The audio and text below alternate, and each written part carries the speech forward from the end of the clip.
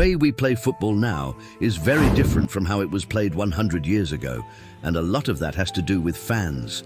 See, back in the day, fans didn't have all the fancy technology we have today. No smartphones, no internet, and definitely no 75-inch TVs at home.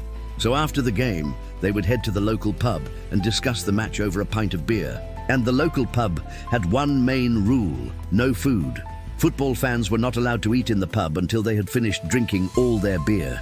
Now, this might not seem like a big deal to us now, but back then, this was a major problem.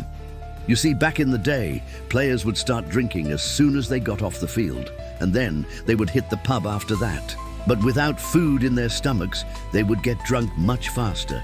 And before long, the beer companies were making more money off the football players than the actual fans. So, in order to combat this, some smart owners decided to change the game. See, the owners knew that if they gave the fans something to eat, they would be less likely to drink as much. And that meant more money for the team and the league. Now, the only question was what to sell them. Hot dogs were an obvious choice, but the owners wanted something a little more special. They wanted something that would become synonymous with football, something that people would crave when they were watching the game at home. And that's when someone had the genius idea of selling fried chicken wings. Now, at first, the fans weren't too sure about this. They were used to eating hot dogs and hamburgers, not this weird, bony, greasy chicken thing. But the owners persisted. They kept offering the fans free samples, and eventually they won. The fans loved the taste of these chicken wings, and it didn't take long for them to become a staple at every football game. Of course, there was one major problem. See, back in the day, making fried chicken wings was a pain in the butt.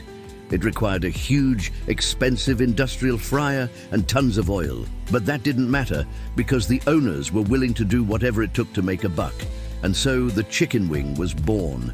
Now, to this day, chicken wings are synonymous with football.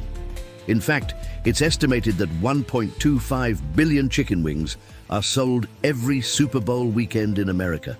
That's enough wings to make every single person on the planet, including you and me, 4 times. So next time you're watching football and you feel like eating something other than chips, dip and guacamole, try a chicken wing.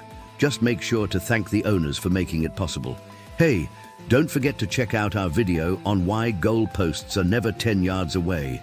And thanks for watching.